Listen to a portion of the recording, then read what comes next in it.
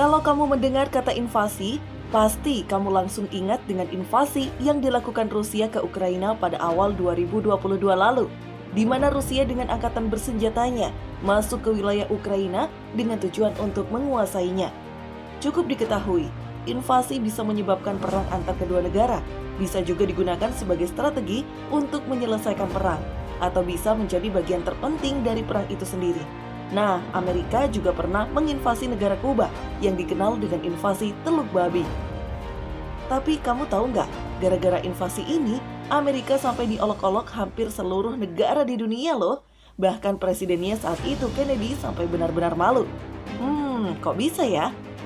Fakta Fantastis akan mengulas cerita lengkapnya. Tonton video ini sampai akhir ya.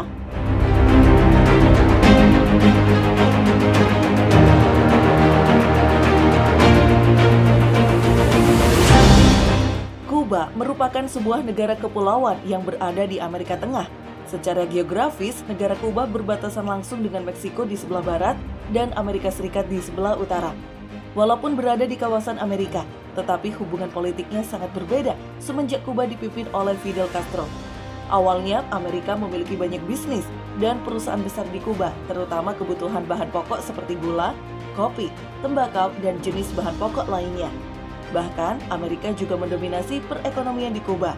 Amerika menguasai perkebunan gula, peternakan, hingga pertambangan.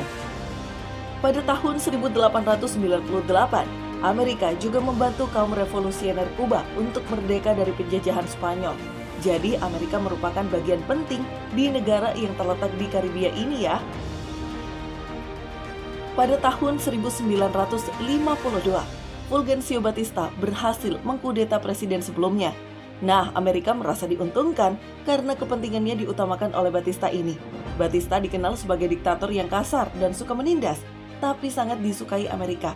Selain itu, semenjak pemerintahan Batista, orang-orang miskin di Kuba semakin melarat dan muncul berbagai bisnis ilegal, seperti narkoba, perjudian, dan bahkan prostitusi yang dibantu oleh mafia Amerika. Ya, intinya Kuba benar-benar berada di bawah kendali Amerika. Tapi, pada Januari 1959, muncul tokoh pemimpin yang cerdas, berkarisma, dan memiliki pemikiran revolusioner. Ia berhasil menggulingkan kekuasaan Fulgencio Batista dan membawa paham sosialis komunis di negara cerutu ini. Pastinya paham ini sangat bertentangan ya dengan Amerika. Fidel Castro ini juga dikenal memiliki tangan besi dan dinilai berhasil menasionalisasi seluruh aset dan perusahaan Amerika. 383 perusahaan swasta diambil alih dan 166 perusahaan Amerika dinasionalisasi. Castro juga meminta Amerika untuk mengurangi 200 anggota stafnya di Kedutaan Besar Amerika. Benar-benar keren ya nih Castro. Amerika pastinya makin kesal setelah Castro pidato yang mengkritik habis-habisan kebijakan intervensi Amerika di negara-negara berkembang. Pokoknya dominasi Amerika di Kuba semakin berkurang. Amerika pun balas dendam menghambat perekonomian Kuba dengan melarang impor gula dari Kuba. Amerika langsung memutuskan hubungan diplomatik karena kedekatan Kuba dengan Uni Soviet dan negara-negara komunis lainnya. Amerika makin ketar-ketir karena dengan adanya rezim komunis Castro, maka bakal ada revolusi komunis di negara Amerika Latin lainnya. Karena merasa makin terancam, Amerika mulai menyiapkan invasi melalui jalur laut untuk menggulingkan pemerintahan Fidel Castro. Amerika menganggap ini ancaman nyata bagi mereka. Sementara Rusia sangat menerima Kuba karena memberikan keuntungan dalam Perang Dingin melawan Amerika Serikat. Pada 1960, Presiden Amerika Eisenhower menunjuk CIA sebagai pelaksana penggulingan Castro. Eisenhower yakin CIA pasti berhasil karena sudah berpengalaman dalam penggulingan Iran dan Guatemala. Dunia internasional tidak boleh mengetahui kalau Amerika Serikat terlibat. CIA pun diperintahkan untuk melatih dan mempersenjatai 1.500 penduduk yang sedang dalam pelarian. Kelompok ini diberi nama Brigade 2506. Jadi ini adalah salah satu trik Amerika agar dikira tidak ikut andil dalam penggulingan Castro. Padahal Amerika lah dalangnya. Amerika akan menyebarkan propaganda anti-Castro melalui radio nasional Kuba. Masa jabatan Presiden Amerika Eisenhower habis. Presiden John F. Kennedy pun mewarisi program invasi Teluk Babi pada 1961. Kennedy memberikan lampu hijau untuk penyerangan. Pada bulan April 1961, Brigade 2506 ini diperintahkan untuk menyusup ke Teluk Babi di Kuba dan memprovokasi rakyat agar menggulingkan Fidel Castro. Mereka menyeberang ke Teluk Babi. Operasi ini dinamakan Operasi Puma dan bertujuan untuk melumpuhkan angkatan bersenjata revolusioner Kuba. Pasukan ini menyerang dari medan laut. Amerika berharap besar pada pasukan ini karena bisa menjadi penyulut gerakan kudeta di Kuba yang akan menggulingkan Castro. Tapi sayangnya, rencana yang tersusun rapi itu menjadi gagal berantakan. Ketika pasukan Brigade 2506 tadi tiba di Teluk Babi, mereka langsung disambut dengan serangan balik yang tiba-tiba dan sangat cepat dari militer Castro.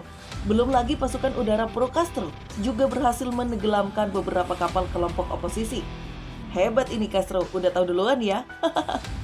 Sebenarnya ada beberapa kejadian tak terduga membuat Amerika kalah telak. Pertama, ternyata CIA kurang memahami medan perang di Teluk Babi ini.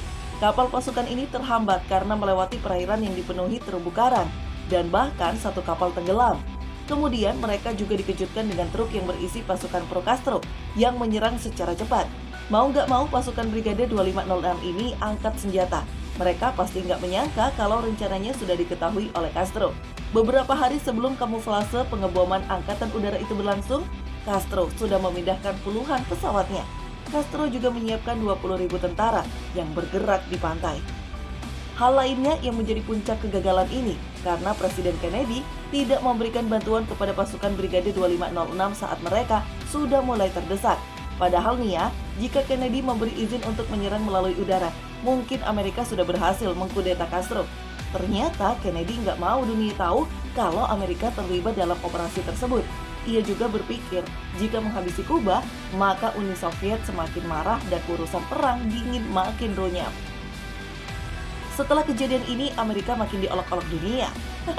Terus para petinggi CIA disuruh mengundurkan diri. Ada juga yang bilang kalau Kennedy sampai menangis di pelukan istrinya karena kegagalan ini. Nah, itu tadi kisah singkat tentang invasi Teluk Babi dan kekalahan Amerika di dalamnya. Bye-bye!